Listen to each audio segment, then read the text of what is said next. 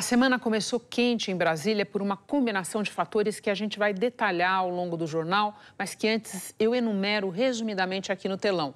Tem a prisão preventiva de Jair Bolsonaro, decretada no sábado por Alexandre de Moraes e confirmada hoje pela primeira turma do Supremo. Tem ainda a proximidade de outro tipo de prisão, aquela para cumprimento de pena, e aí não só para Bolsonaro, como para os demais condenados do núcleo crucial da tentativa de golpe. Isso porque terminou agorinha, à meia-noite, o prazo para as defesas apresentarem novos embargos de declaração. E esses embargos podem nem ser examinados. A gente logo mais explica por quê.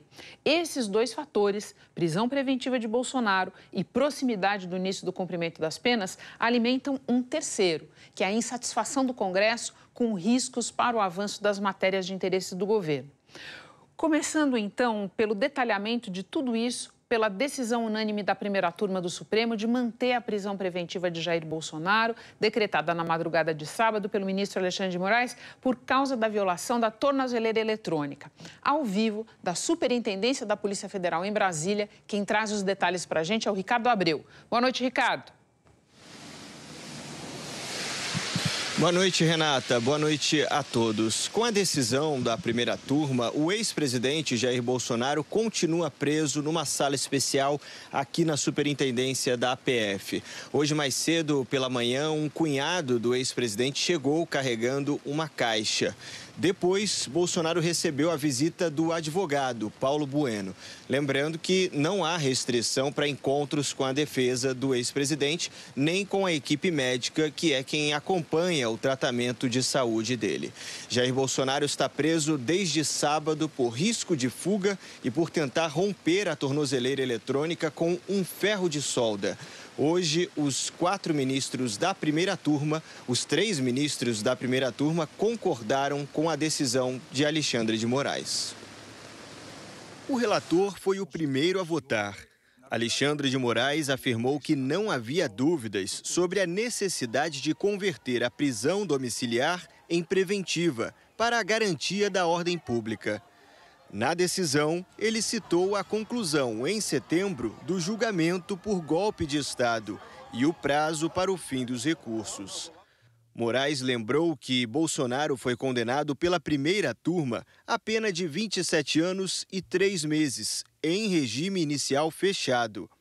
E que, em razão da iminência do trânsito em julgado, o encerramento do processo e início da execução da pena, verificou-se a adoção de estratégia para possibilitar a fuga do ex-presidente, para ele se furtar à aplicação da lei penal. Moraes destacou que 2 fatos fundamentaram a prisão preventiva. O primeiro, a convocação de uma vigília feita por um dos filhos do ex-presidente, o senador Flávio Bolsonaro, do PL. Segundo o ministro, tal fato tem o condão de gerar um grave dano à ordem pública e que, considerando as técnicas empregadas por integrantes da organização criminosa, o tumulto nos arredores da residência do condenado poderá criar um ambiente propício para a sua fuga. Em relação a esse ponto, o relator citou 3 deputados do PL, Alexandre Ramagem e Carla Zambelli, já condenados pela Justiça, e o filho do ex-presidente Eduardo Bolsonaro. Segundo o relator, eles se valeram da estratégia de evasão do território nacional, com o objetivo de se furtar à aplicação da lei penal. O segundo fato apresentado pelo ministro para justificar a prisão preventiva foi a violação da tornozeleira eletrônica usada por Bolsonaro.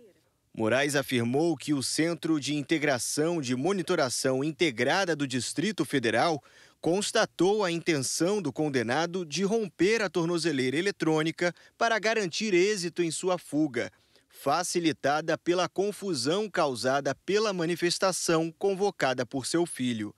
Alexandre de Moraes ressaltou que Jair Bolsonaro violou dolosa e conscientemente o equipamento de monitoramento eletrônico e que Bolsonaro confessou a violação da tornozeleira tanto na vistoria feita ainda na madrugada de sábado em casa, onde ele cumpria prisão domiciliar, como na audiência de custódia no domingo, já preso na Superintendência da PF.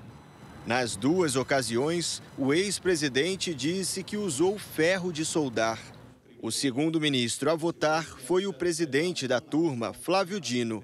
Dino afirmou que já foram identificados em momentos passados planos de fuga, demonstrando intenção de frustrar a atuação estatal.